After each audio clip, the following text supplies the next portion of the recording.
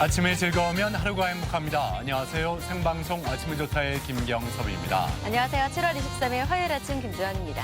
이 본격적인 여름 휴가철이 시작되면서 이 국토교통부는 휴가객들의 원활한 이동을 위해서 이 고속도로와 철도, 항공기 등의 운행 횟수를 늘린다고 발표를 했습니다. 네, 오는 25일부터 8월 11일까지 18일간을 하계 휴가철 특별 교통 대책 기간으로 정하고요.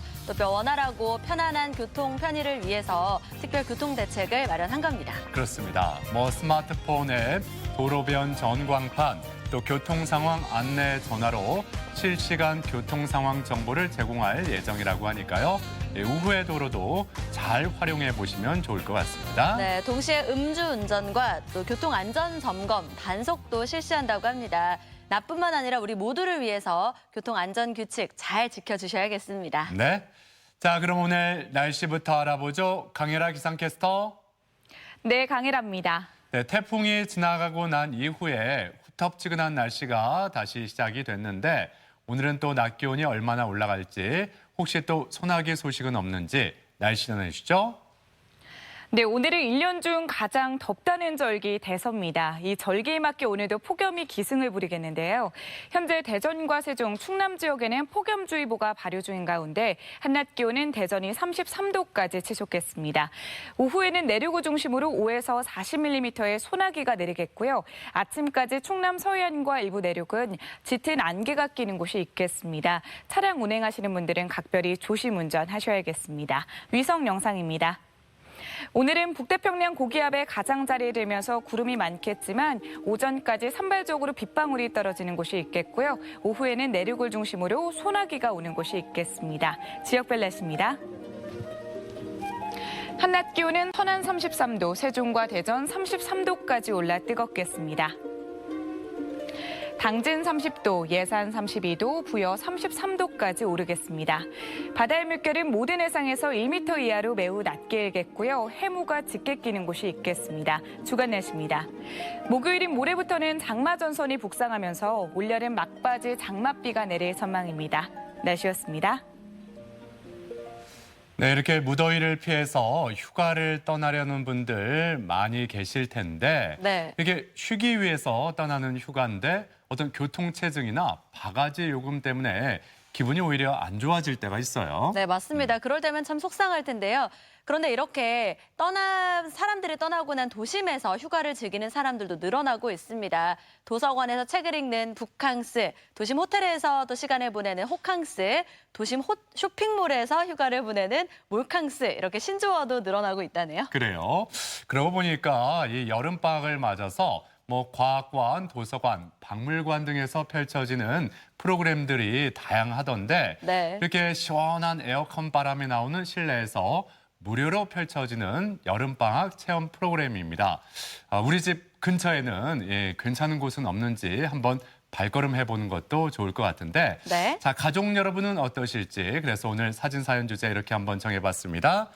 자, 우리 동네 박물관 전시관에 갑니다. 휴가가 따로 있나요? 라고 정했어요. 네, 사진 사연 보내는 방법 알려드릴게요. 생방송 아침이 좋다 앱을 내려 받으셔도 되고요. 혹은 인터넷 주소창에 아침이좋다.kr 입력하고 닉네임과 전화번호 쓰면 바로 사진 사연 보내실 수 있습니다. 오늘도 많이 참여해주세요. 네.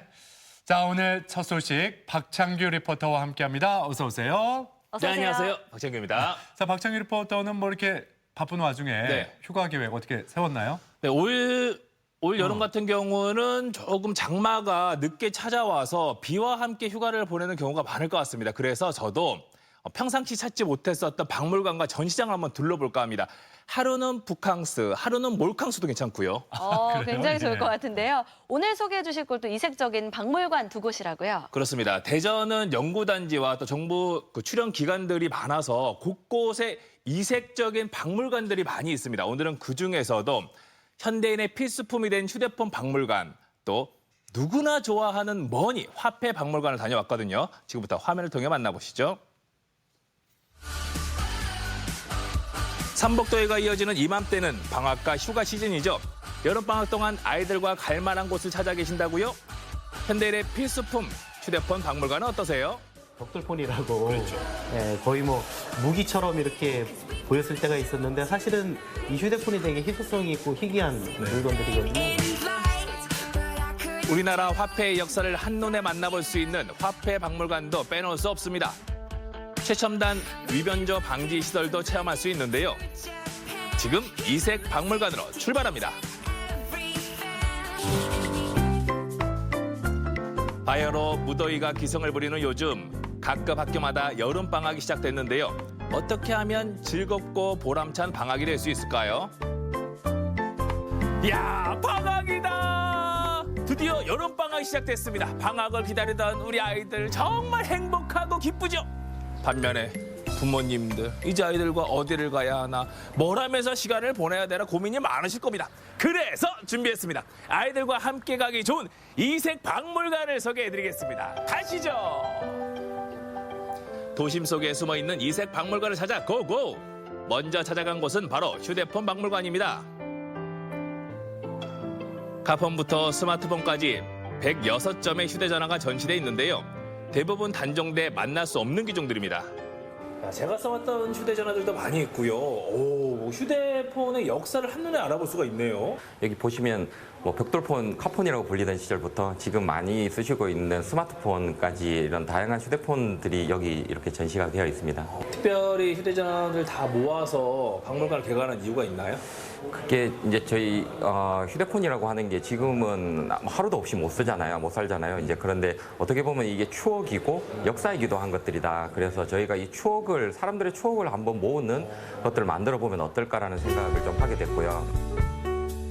휴대폰 알람 소리에 일어나고 셀카부터 촬영까지 말 그대로 휴대폰과 24시간을 함께하고 있는 현대인들. 그런데 난생 처음 보는 휴대전화들이 전시돼 있더라고요. 무겁습니다, 상당히. 이야, 묵직합니다. 와, 이 휴대전화이지만 한 손에 들어오는 게 아니고 양손으로 들어야 될 것 같은. 오, 이 휴대전화가 특별한 의미가 있나요? 큰 의미가 있죠. 네. 이게 88년도에 1988년도에 처음 공개가 됐습니다. 근데 사실은 그 공개를 한 거가 의미 있다기보다는 그 앞전까지는 카폰의 시대였고 이 휴대폰이 이제 SH100이라는 연말기인데 이동전화의 시작을 알렸던 그래서 88 올림픽을 기념으로 해서 처음 공개가 됐습니다. 그리고 실질적인 판매는 89년. 휴대전화뿐만이 아닙니다. 일명 삐삐라고 불렸던 무선 호출기도 30넉 점이 있는데요. 그 시절 저마다의 추억들이 담겨 있습니다. 제가 입사했을 때 삐삐를 처음 받았었는데 그때 당시는 삐삐를 이렇게 감추는 물건이 아니고 드러내는 물건. 그래서 버스를 타거나 이러면 이렇게 의도적으로 이렇게 삐삐 찬 모습을 보여주고 그럼 뭔가 되게 잘 나가는 것 같은 느낌? 그런 게 기억이 납니다. 휴대폰이 우리 생활 속에 등장한 지 30여 년. 그동안 휴대폰 때문에 참 많은 추억들이 생겼는데요. 어른들에게는 향수를, 아이들에게는 즐거운 경험이 될 겁니다. 지금이야 누구나 가지고 있고 손에서 떼지 않는 이 휴대전화. 옛날 모습들 보니까요. 추억에도 잠기게 되고 예전에 함께 이 전화기를 통해서 통화했었던 행복한 기억들도 생각이 납니다. 휴대폰만큼이나 우리 경제에 꼭 필요한 것이 있죠. 바로 화폐인데요. 이번엔 우리나라 최초의 화폐 전문 박물관으로 가볼까요? 여기는 한국조폐공사에서 운영하는 화폐 박물관입니다. 돈을 만드는 곳은 아무나 들어갈 수 없지만 여기는 누구에게나 개방이 된다고 하거든요. 들어가서 화폐에 대해서 알아보겠습니다. 아시죠? 화폐 머니. 국민 모두에게 무료로 개방되어 있는 화폐 박물관. 유가증권부터 동전까지 화폐의 모든 것을 알 수 있는 곳이죠. 우리나라 화폐부터 해외 화폐까지 역사적인 사료를 바탕으로 12만여 점의 화폐 자료가 전시돼 있습니다. 이 화폐 박물관도 오래됐죠. 화폐박물관은 1988년도에 개관을 했는데 이제 31주년 되는 해고요. 네.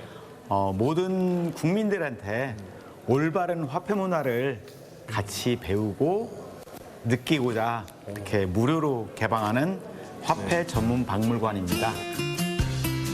화폐가 없던 고대 시절의 물품 화폐부터 현존하는 최초의 주화, 그리고 오늘날 사용되고 있는 지폐까지 한 자리에서 만날 수 있는데요.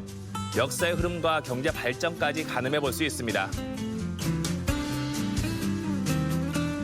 또 세계 72개국에서 현재 사용되고 있는 화폐 450점을 통해 나라별 예술성과 문화까지 비교해 볼 수 있죠.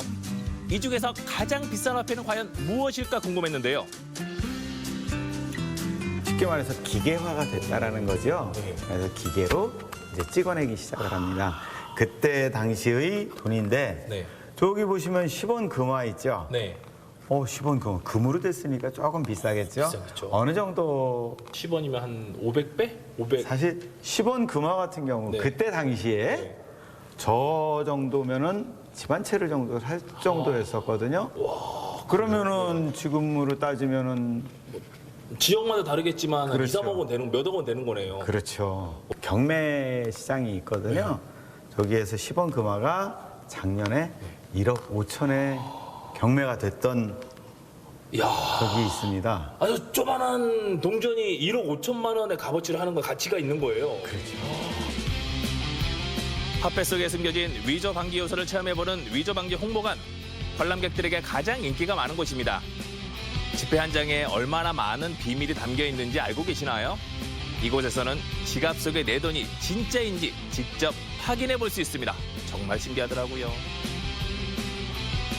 5만 원권에는 조금 아까도 설명했지만은 총 22종의 위변조 방지 요소가 들어가고 네. 달러 같은 경우는 18종 정도 이렇게 들어가고 네. 엔화 같은 경우 16종 정도 이렇게 들어가고 이런 수준인데 저희들 수준이 세계에서 거의 탑 클래스라고 볼 수 있습니다.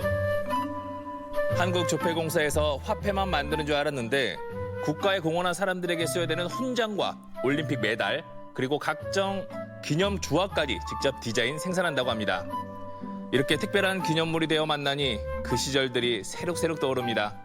모두 시대의 기록으로 남아 후손들에게 전해지겠죠.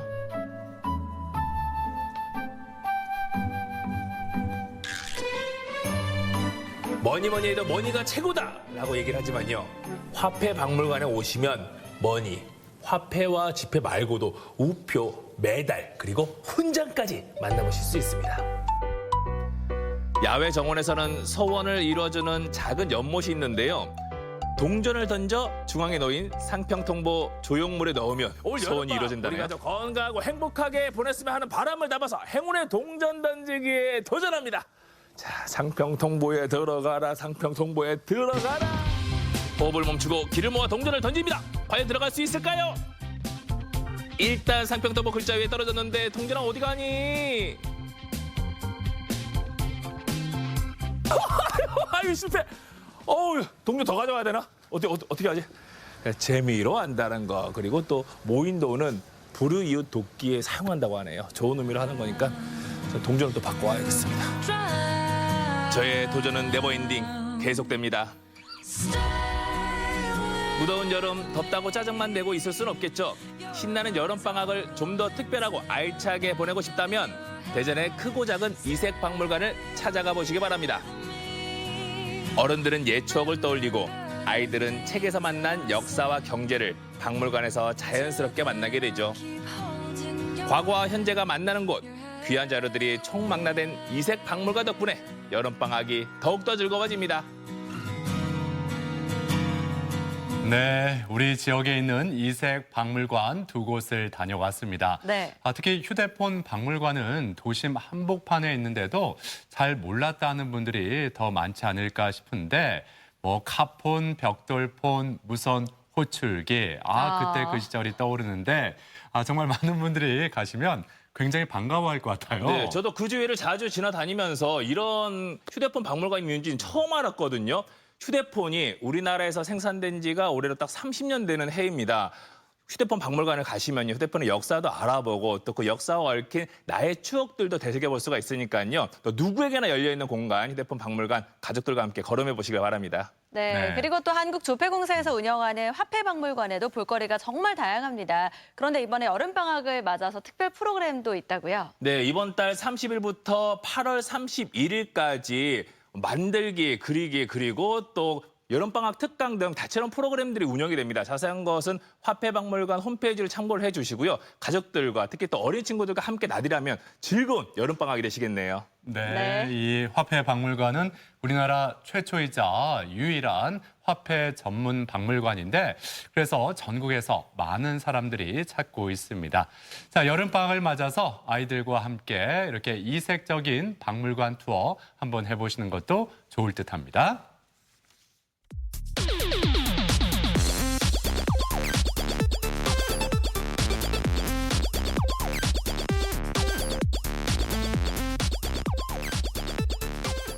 시사상식에 대해서 부담 없이 함께 알아보고 실시간 가족 여러분과 더욱 소통할 수 있는 시간, 아침엔 퀴즈 함께 하시죠. 네, 오늘도 푸짐한 선물 드릴 거고요. 참여하는 방법을 알려드리면 생방송 아침이 좋다 앱을 내려 받으시거나 인터넷 주소창에 아침이좋다.kr 입력하고요. 닉네임과 전화번호 쓰면 지금 바로 퀴즈 참여하실 수가 있습니다. 오늘도 퀴즈 풀고 선물 챙겨가세요. 네.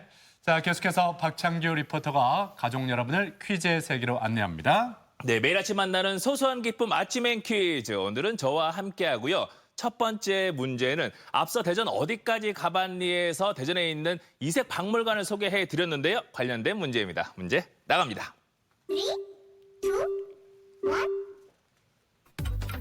휴대폰 박물관에서는 무선 호출기와 세대별 휴대폰을 볼 수가 있었는데요. 2G, 3G, 5G처럼 통신망을 가리키는 숫자 뒤에 붙은 G는 무엇을 뜻하는 문자일까요? 보기 드립니다. 1번 그라운드, 2번 걸, 3번 제너레이션.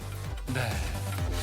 또 영어가 보기로 나오니까 아이고 머리가 지끈지끈 아프다 하는 분들이 계시죠. 예.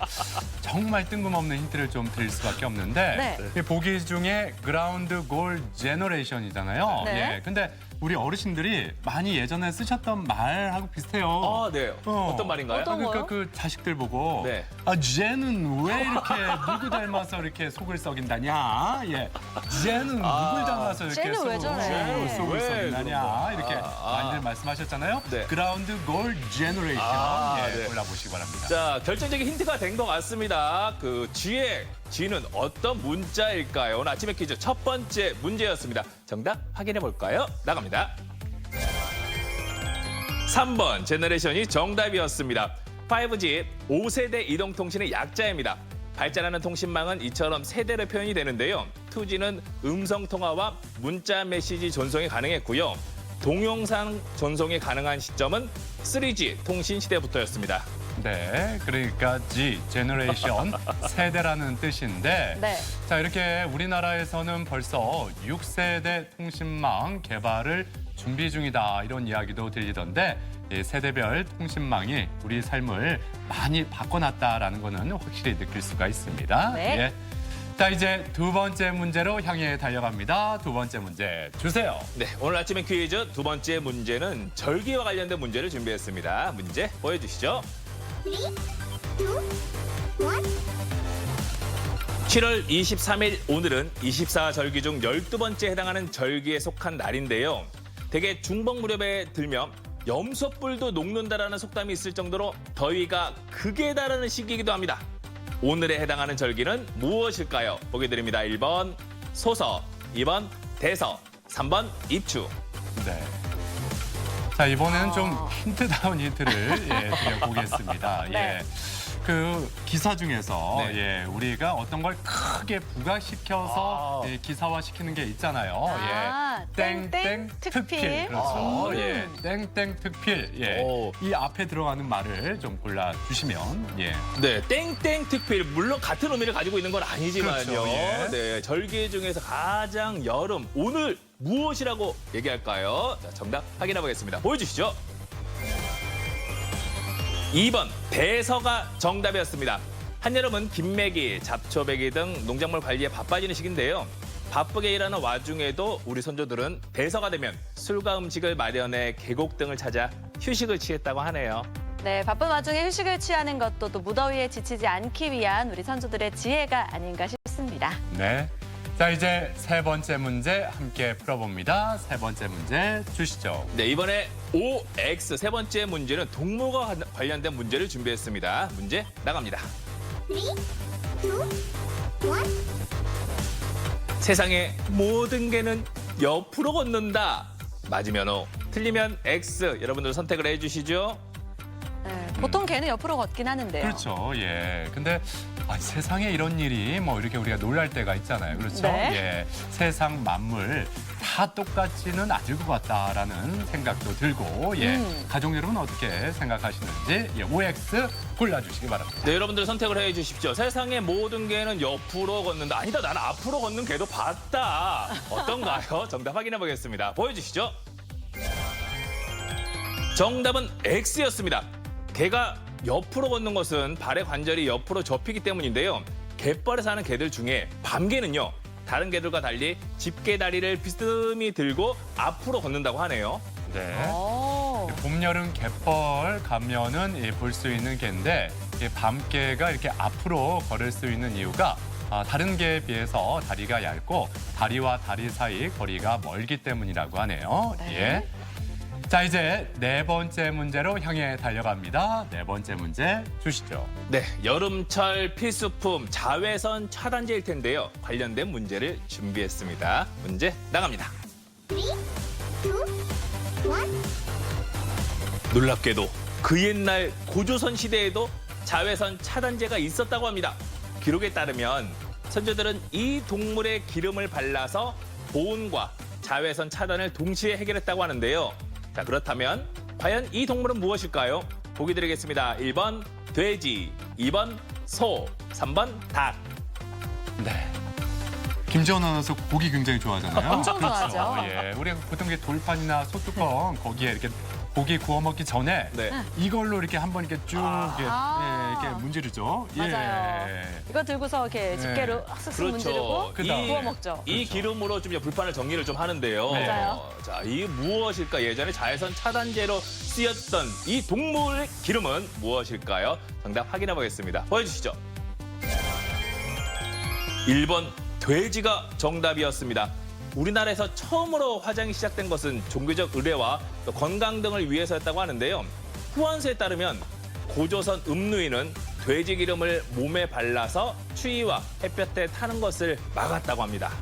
네, 그리고 삼국시대로 접어들면서 화장은 아름다움을 뽐내기 위한 목적으로 변하게 된다고 하는데요. 조상들의 화장법도 알면 알수록 신기한 것 같습니다. 그렇죠. 예. 네. 자, 이제 다섯 번째 문제, 마지막 문제만을 남겨놓고 있습니다. 마지막 문제 함께 풀어보죠. 주시죠. 네, 벌써 오늘 아침의 퀴즈 마지막 5번째 문제입니다. 집중해서 잘 풀어보십시오. 문제 나갑니다. 최근 전세보증금 반환보증 사고가 급격히 증가하고 있습니다. 바로 몇 년 전부터 휘몰아친 투자 방식 때문인데요. 부동산 매매 가격과 전세 가격 차이가 크지 않은 집을 전세로 끼고 매입한 후에 집값이 오르면 되파는 이 투자 방식은 무엇일까요? 보기 드립니다. 1번 갭 투자, 2번 경매 투자, 3번 채권 투자. 네. 매매 가격과 전세 가격의 차이. 예. 차이가 중요한 건데 네. 예. 차이를 뭐 영어로 좀 이렇게 해보면 네. 예. 또 영어로 해야 돼요. 영어로 해야 돼. 오늘 영어 많이 네, 나오네요. 오늘 예. 마지막 문제 여러분들 선택을 해 주시죠. 이 차이라고 얘기를 했습니다. 차이. 정답은 무엇일지 확인해 보겠습니다. 보여주시죠. 1번 갭 투자가 정답이었습니다. 갭 투자에 실패한 집주인들이 공매 절차에 집을 넘기면서 보증금을 돌려받지 못하는 피해자들이 속출하고 있는데요. 갭 투자를 막고 세입자를 보호하는 정부 차원의 대책 마련이 필요하다는 지적이 나오고 있습니다. 네. 자, 이렇게 다섯 번째 문제까지 모두 풀어봤습니다. 오늘 행운의 주인공 세 분은 누구일지 바로 발표해 주시죠. 네, 오늘 정답을 맞추신 분들 가운데 행운의 주인공 세 분을 공개합니다. 그분들은 바로 이분들입니다. 축하합니다. 휴대전화 뒷자리 5411번님, 9199번님, 5545번님 행운의 주인공 되셨네요. 네, 축하드립니다. 당첨되신 분들께는 선물도 보내드릴게요. 네. 자, 앞서 대전 어디까지 가봤니? 그리고 아침엔 퀴즈까지 박창규 리포터가 함께했습니다. 수고하셨습니다. 고맙습니다. 고맙습니다.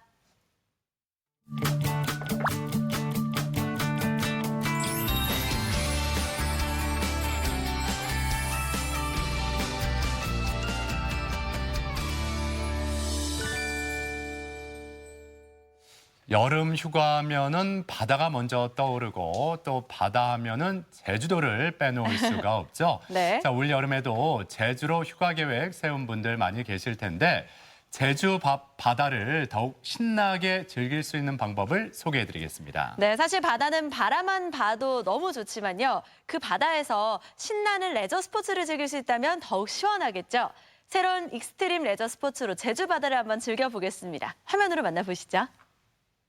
여름 여름 여름 여름 아 여름이다.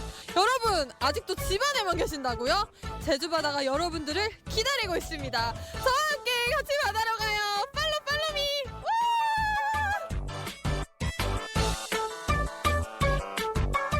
지푸른 빛깔 가득 여름을 품은 바다가 우리를 기다립니다. 특별한 즐거움과 감동이 가득한 제주 바다로 함께 떠나볼까요?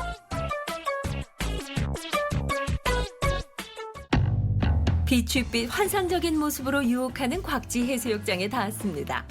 여름이면 각지에서 많은 이들이 모여드는 인기 명소. 그런 제주 바다를 제대로 즐기도록 준비가 한창인 분을 만났는데요. 안녕하세요. 네, 안녕하세요. 이곳이 제트 서프하고 패들보트를 탈 수 있는 곳 맞나요? 네, 맞습니다. 여기서 제트 서프랑 패들보드 탈 수 있습니다. 그럼 지금 뭐 하고 계신 거예요? 네, 지금 저희 제트 서프 안쪽에 있는 엔진 점검하고 있었습니다. 이게 물속에 들어가는 건데 이 엔진이 들어가면은 네. 망가지지 않을까요? 네, 엔진이 일을 하면서 엔진이 물을 또 다 밀어내기 때문에 저희가 물 먹을 걱정은 전혀 안 하셔도 됩니다. 그러면 감전의 위험은 없나요? 제트보드라고도 불리는 제트서프. 말 그대로 서핑보드에 소형 엔진을 장착한 건데요. 일반 서핑보드와 달리 파도의 높낮이와 바람의 제약 없이 시원하게 바다를 내달리며 즐길 수 있습니다. 짜릿한 속도감을 느낄 수 있는 새로운 익스트림 레저 스포츠로 최근 비치사이더들 사이에선 인기몰이 중입니다. 그냥 쉽게 생각하시면 서핑보드 안에 엔진이 들어있다고 생각하시면 돼요. 그래서 자체 엔진으로 저희가 나갈 수 있게 되고요. 뭐 어른이든 아이든 할 거 없이 남녀노소 누구나 즐길 수 있는 쉽게 말해서 수상 레저의 끝판왕이라고 볼 수 있겠습니다. 저처럼 초보자도 그럼 오늘 배워볼 수 있을까요? 네, 충분히 배워보실 수 있습니다. 제가 좀 뛰어난 강사이기 때문에 네, 초보자들도 충분히 쉽게 배워보실 수 있습니다. 제트서프는 발에 힘을 실어 좌우 회전을 하는 것이 일반 서핑보드와 비슷하기 때문에 연습 방식도 흡사한데요. 꼭 주의해야 하는 점이 있습니다. 자, 무릎 꿇었을 때 가장 중요한 거는 요 바인딩 패드에 내 발가락만 걸쳐질 거예요. 발가락만. 근데 내가 발가락이 아니고 발등이 오거나 뭐 정강이가 왔어요. 그럼 어떻게 내가 이거를 꽂으려면 찾아야 돼. 근데 이거를 찾으려면 사람들이 어떻게 본능적으로 쳐다봐. 근데 이거를 쳐다보고 내가 이걸 넣는 순간 나는 어떻게 이미 물속. 장비의 구조와 기능, 작동법을 배우고 물속에 들어가 단계적으로 일어나기, 가속과 감속법, 회전 시 요령과 균형을 잃었을 때 대처법을 익히는데요. 지금은 서서 타는 게 아니니까 자신 있어요. 파이팅! 제트서프를 멋있게 타는 노하우는 뭐니 해도 연습과 노력. 제트서프를 타다 보면 몸의 균형 감각을 키울 수 있고 전신 운동이다 보니 체중 감소는 물론 스트레스 해소도 톡톡히 한다고 하는데요. 자, 소연 씨, 연습만큼 성과가 있을까요? 바로 그때 멋지게 성공!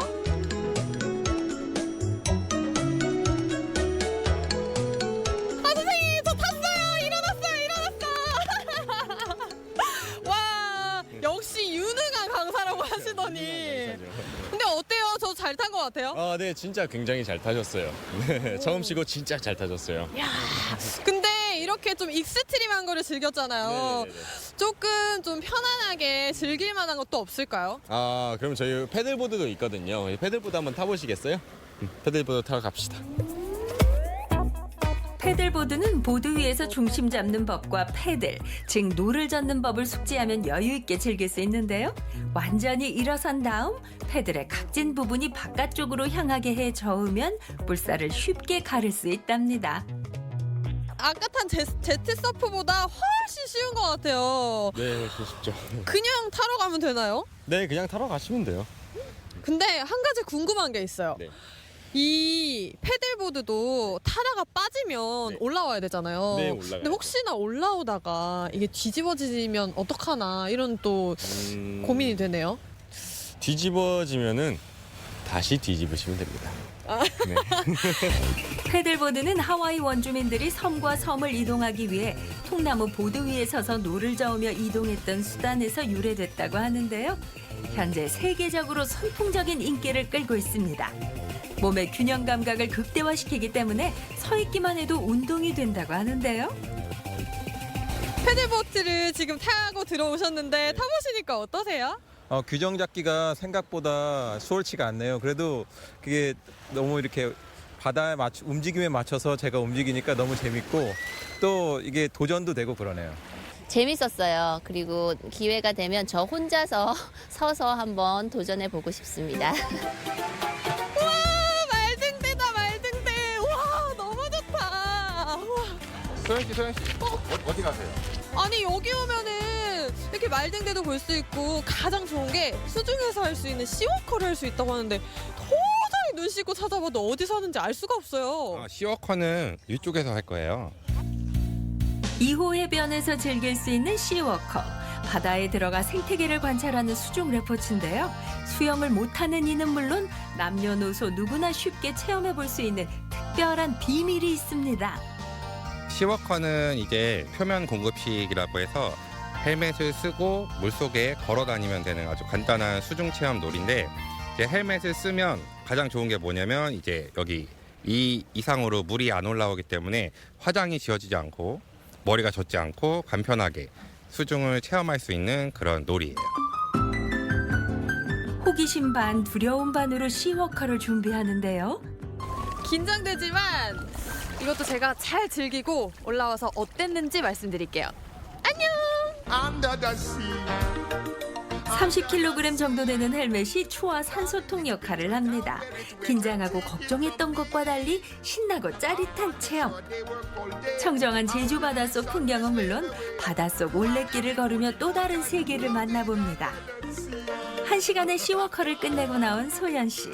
어땠어요? 우와, 이렇게 바닷속을 본다는 게 정말 신기하고 이렇게 제주 바닷속이 예쁜지 오늘 처음 알았어요. 와, 그냥 황홀합니다, 황홀해.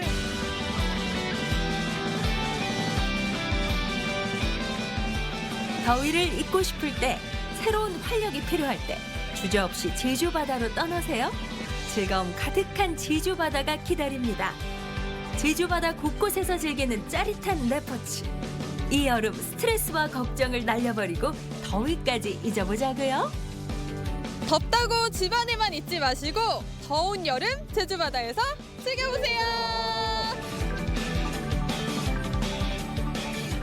네, 저렇게 요즘에 해수욕장에 가면은 익스트림 레저 수상 레포츠를 즐기는 분들을 많이 볼 수가 있습니다. 네. 저도 예전에 그 촬영 때문에 좀 이렇게 해본 적이 있는데 물 엄청 많이 마셨거든요. 많이 빠지죠. 그렇죠. 예, 그리고 이렇게 물살이 좀 세면 바로 그냥 균형을 잃게 되고 빠졌던 기억이 나는데, 저렇게 이렇게 물살이 세지 않고 얕은 제주 바다에서 즐긴다면 지금 다시 도전해보면 저도 충분히 할 수 있지 않을까, 이런 자신감을 좀 얻었어요. 네, 정말 재미있는 게 바로 또 바다에서 즐기는 이색 레저 스포츠인데요. 네. 거기다가 바닷속에서 걸어 다니는 시워커도 정말 이색적인 체험이 될 것 같습니다. 보기만 해도 시원하고 정말로 뭔가 고기들도 많이 볼 수 있어서 아름답더라고요. 그러니까 나 수영 좀 못해 하더라도 이 시워커는 누구나 좀 즐겨볼 수 있지 않을까. 예, 그래서 더 좋은 것 같습니다. 네, 예. 전문가의 강습을 도움받아서 안전하게도 즐겨보시면 좋겠어요. 네.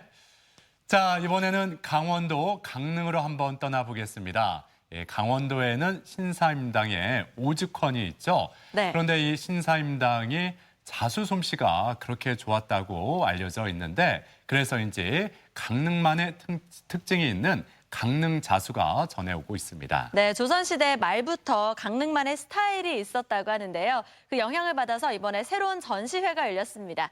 강릉 자수를 화면으로 함께 만나보시죠.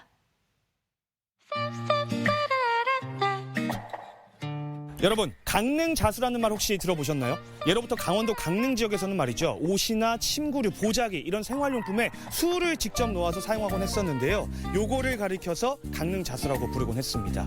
이렇게 역사와 전통이 깊은 강릉자수가 이번에 새로운 디자인과 모습으로 사람들에게 다가왔다고 하는데요. 대체 어떤 모습일지 궁금하시죠? 함께 만나러 가보시죠.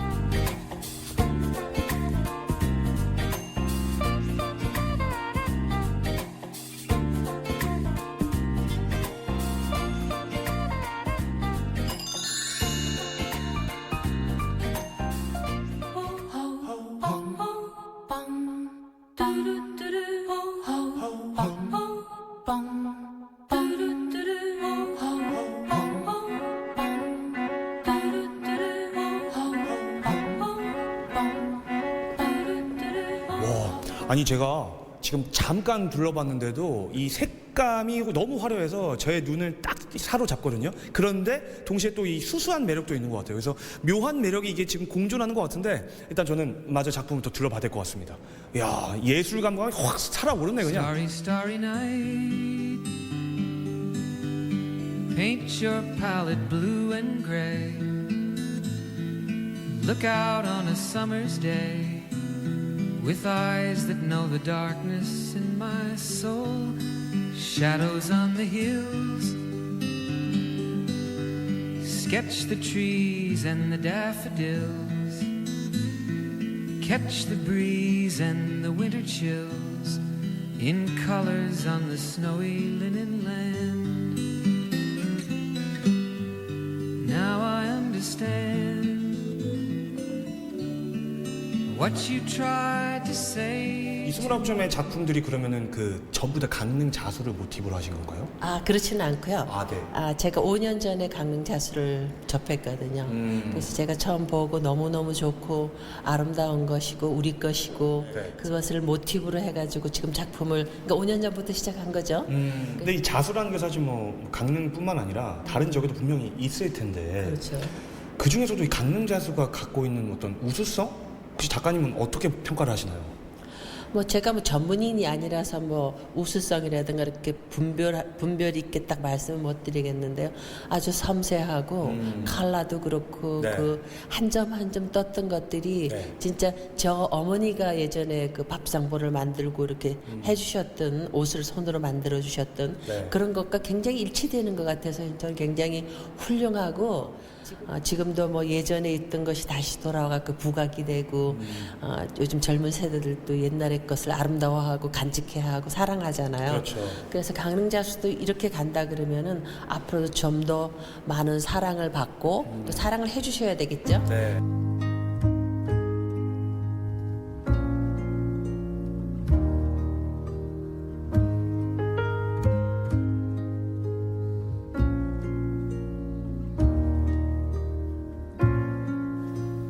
First time ever I saw you. 이거는 제목이 땅 따먹기. 하나 둘 셋. 그러네요. 여기 적혀 있네요. 하나, 둘, 셋. 제가 이 작품을 시작해가지고 네. 한글을 쓰기 시작했어요. 왜냐하면은 한문이 나오면 사람들이 오 저거 중국 글씨네 그리고 그다음에 어디에 일본 글씨가 나오면 저거 일본 글씨네 근데 한국 글씨가 나오면 저거 무슨 디자인이야?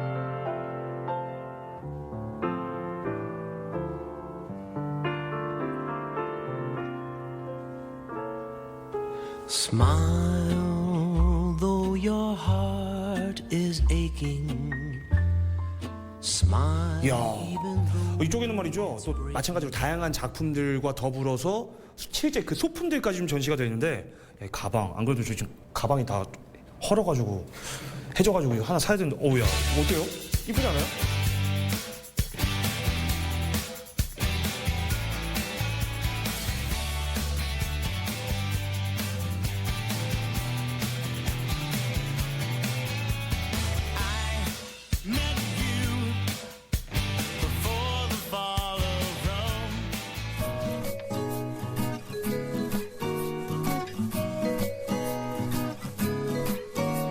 it's back to before.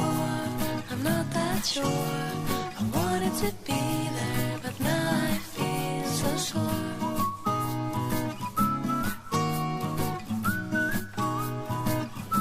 강릉자수의 그 진짜 매력은 그 19세기 조선 말기에 어떻게 강릉 여인들이 그런 추상 미술을 했는지 그런 추상적인 도안, 문양, 거기다가 화려한 오방색, 그리고 또 아름다운 스토리. 그러니까 지금 현대 문화 콘텐츠에서 가장 중시하는 세 가지 요소를 강릉자수가 벌써 조선 말기에 이런 생각을 하고 이렇게 표현한 겁니다. 작품에, 강릉자수에. 이제 강릉자수는 과거형이 아니다. 현재 진행형이고 미래형이다. 이제는 그런 유물로서는 이미 과거형이지만은 그 유물 속에 담겨 있는 그런 가치를 현대적으로 해석하고 이걸 발전시키는 것이 굉장히 중요하다. 그런 의미에서 다양한 장르와 협업도 해야 되고 융합도 하면서 강릉자수의 그런 그 미래 가치를 우리가 새롭게 만들고 확산을 시켜야 된다. 그런 의미에서 이제 강릉자수가 경계를 넘어서 현대 미술, 그러니까 회화, 그리고 또 디자인 분야하고도 이렇게 충분히 만나서 새로운 가치를 만들 수 있는 그 가능성을 실험적인 가능성을 우리가 이번 작품 전시에서 보여주려고 그렇게 시도하기 위해서 이 작품 전시를 했습니다.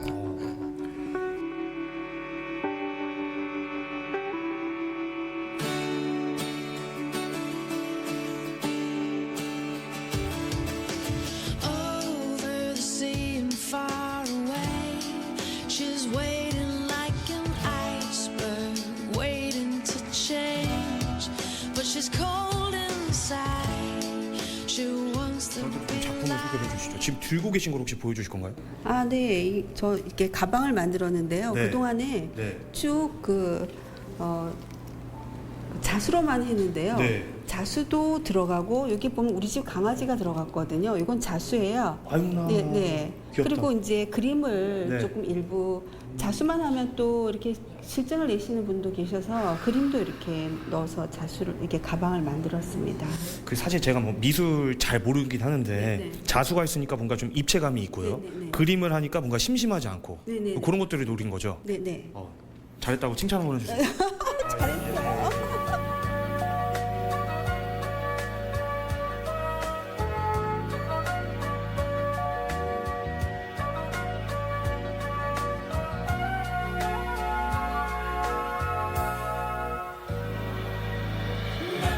미래의 가치가 굉장히 중요합니다. 어떻게 미래의 가치를 만드느냐. 그러기 위해서 오늘도 이제 이번에 디자인이나 이제 회화 분야하고 협업을 해서 강릉자수의 앞으로의 가능성을 한번 모색하는 그런 계기도 됐지만은 이게 이제 강릉 지역에서만 머물러서는 안 되고 이런 국내의 그런 유명한 그런 예술문화기관과도 협업을 통해서 다양한 그 강릉자수의 물성을 알리고 또 세계에 그런 그 문화예술계에 또 진출해서 강릉자수가 갖고 있는 그런 디자인 가치 또 그런 그 시각적인 가치 시각예술로서 혹은 또 뭐 다양한 그 예술 영역과 그런 융합을 통해서 강릉자수의 울성을 알리는 그런 또 우리 박물관이 그런 플랫폼 역할을 앞으로 해야 되겠다.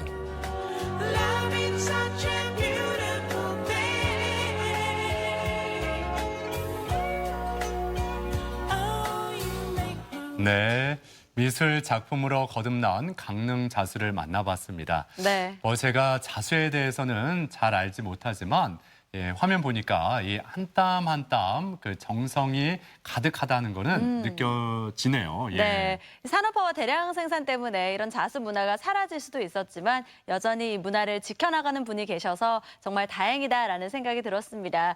강릉 여행하실 때 자수박물관 한번 둘러보셔도 재밌을 것 같아요. 그래요. 예, 한번 꼭 들러보시기 바랍니다. 네. 자, 계속해서 우리 지역 날씨 알아보죠. 강혜라 기상캐스터. 네, 오늘은 큰 더위라 불리는 절기 대선인데요. 한낮에 푹푹 찌는 더위가 예상됩니다. 현재 대전과 세종, 충남 지역에는 폭염주의보가 발효 중인 가운데 한낮 기온은 대전이 33도까지 치솟겠습니다. 오후에는 내륙을 중심으로 5에서 40mm의 소나기가 내리겠고요. 아침까지 충남 서해안과 일부 내륙은 짙은 안개가 끼는 곳이 있겠습니다. 차량 운행하시는 분들은 각별히 조심 운전하셔야겠습니다. 위성 영상입니다. 오늘은 북태평양 고기압의 가장자리에 들면서 오전에 산발적으로 빗방울이 떨어지는 곳이 있겠고요. 오후에는 내륙을 중심으로 소나기가 오는 곳이 있겠습니다. 지역별 날씨입니다. 한낮 기온은 천안 33도, 세종과 대전 33도까지 오르면서 무덥겠습니다. 당진 30도, 예산 32도, 부여 33도로 전망됩니다. 바다의 물결은 모든 해상에서 1m 이하로 낮게 일겠고요. 해무가 짙게 끼는 곳이 있겠습니다. 주간 날씨입니다. 목요일인 모레부터는 장마전선이 북상하면서 올여름 막바지 장맛비가 내릴 전망입니다. 날씨였습니다. 생방송 아침 좋다는 항상 가족 여러분의 참여를 기다립니다. 이 방송 보시면서 궁금했던 점이나 좋은 방송 소재 있으면 언제든지 연락만 주시면 되겠습니다. 네, 오늘도 여러분이 보내주신 사진 사연 보겠습니다. 주제가요, 휴가가 따로 있나? 우리 동네 박물관 전시관에 가요였거든요. 박물관 전시관 사진 사연 많이 보겠습니다. 7392번님, 세종시에 있는 교과서 박물관 추천합니다. 안에 들어가면 옛날 교과서부터 지금의 교과서까지 다 있고 세계 여러 나라의 교과서도 볼 수가 있습니다. 아이들이 무척 신기해했습니다. 와, 교과서 박물관 좋은데요? 그러니까 저는 다른 나라의 교과서도 한번 보고 싶어요. 저도요. 예. 3343번님, 솔로몬 파크에 가면, 솔로몬 로파크에 가면 법에 대해 알 수 있습니다. 그리고 딸들이 좋아하는 경찰차랑 오토바이도 볼 수가 있고요. 판사, 검사복 입고 법정 체험도 할 수 있어서 좋은 것 같습니다. 네, 대전 솔로몬 로파크 저희 대전 MBC 옆에 있거든요. 맞아요, 근처에 있죠. 그렇죠. 로파크 가셨다가 저희 대전 MBC도 한번 들러보시는 것도 괜찮을 것 같습니다. 네. 9801번님, 저희는 타 지역에서 손님들이 오면 항상 국립중앙과학관을 갑니다. 볼 것도 체험할 것도 많고 무료로 관람할 수가 있어서 부담 없이 즐길 수가 있습니다. 와, 재밌는 게 많죠. 그럼요. 아이들이 가면 굉장히 재밌어합니다. 네, 매번 예. 테마도 다양하고요. 네. 2411번님, 당진 아미미술관입니다. 폐교를 미술관으로 꾸며서 아담하고 작가들의 작품도 감상하고 옛 책걸상을 보면서 추억에 젖어들 수 있어 좋습니다. 초록의 담쟁이 덩굴이 더욱 매력적이죠. 네, 당진 아미미술관. 와. 뭐 아이들뿐만 아니라 어른들도 참 좋아하는 이 미술관입니다. 네, 예. 데이트 코스로 유명하더라고요. 그래요, 예. 7810번님, 집에서 10분 거리에 있는 아산 곤충원 좋습니다. 여러 곤충들 체험도 있고 아산시에서 아이들 물놀이도 할 수 있게 마련해 줬습니다. 아이들은 물론 어른들도 참 좋아합니다. 와, 곤충원 되게 새로운데요? 곤충들 각양각색의 곤충이 다 모여 있으니까 아이들이 또 곤충 좋아하잖아요. 네. 굉장히 신기해하더라고요. 네. 예. 6120번님, 비 오는 주말에 충남 산림박물관에 다녀왔습니다. 산림이 우리에게 주는 많은 혜택도 다시금 생각해보는 시간이었고 숲속을 걸어보며 피톤치드의 힐링이 되는 시간이었습니다. 힐링 제대로 하고 올 수 있겠네요. 네. 예. 4670번님, 우리 지역 박물관에서 즐기는 바캉스, 휴양지로 대전 문학관을 강력 추천합니다. 대전 충청 문학의 뿌리 깊은 역사와 진가를 알리고 다양한 책과 원고들을 보존하고 있는 문학박물관입니다. 문학박물관. 그래요. 의자도 멋스러우세요. 네, 분위기도 좋고요. 그래요. 1983번님, 둘리뮤지엄 다녀왔습니다. 엄마 아빠에게는 추억의 새록새록, 아기에게는 신선한 재미를. 더운 날 아기와 힘들이지 않고 즐기기에 너무 좋았습니다. 네, 아이 때 다 좋아했던 둘리. 예. 저도 가고 싶어요. 어른들도 다시 가봐도 동심의 세계 다시 느낄 수가 있겠네요. 네. 네, 좋습니다. 아이가 참 귀엽습니다. 2873번님, 서천국립생태원 추천합니다. 아이들이 놀 수 있는 놀이터부터 여러 가지 우리나라 식물과 해외 식물들도 많이 있습니다. 아이들이 체험하기에 참 좋은 곳입니다. 서천국립생태원. 굉장히 이렇게 넓기 때문에 네. 좀 이렇게 걷기 운동도 되고 예, 다양하게 또 체험할 수 있고 좋습니다. 예.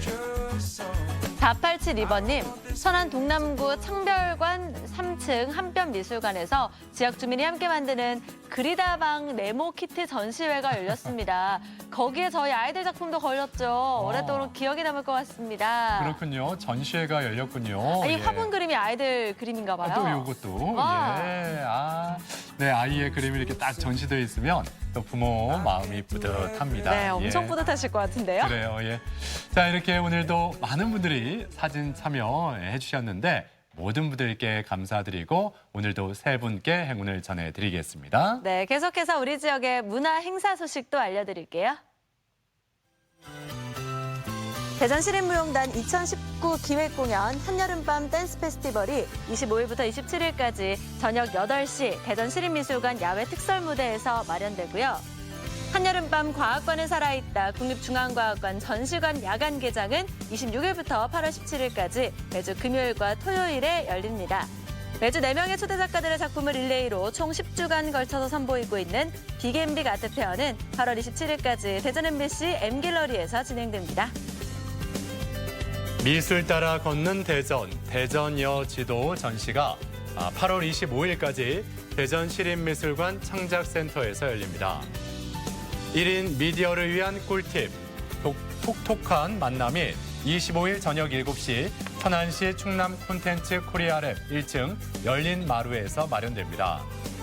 아산 시민관악단이 마련한 어린이들을 위한 음악회가 30일 저녁 7시 30분 아산 평생학습관 대극장에서 진행됩니다. 우리 지역의 문화 행사와 함께 즐거운 하루하루 만들어 가셨으면 좋겠습니다.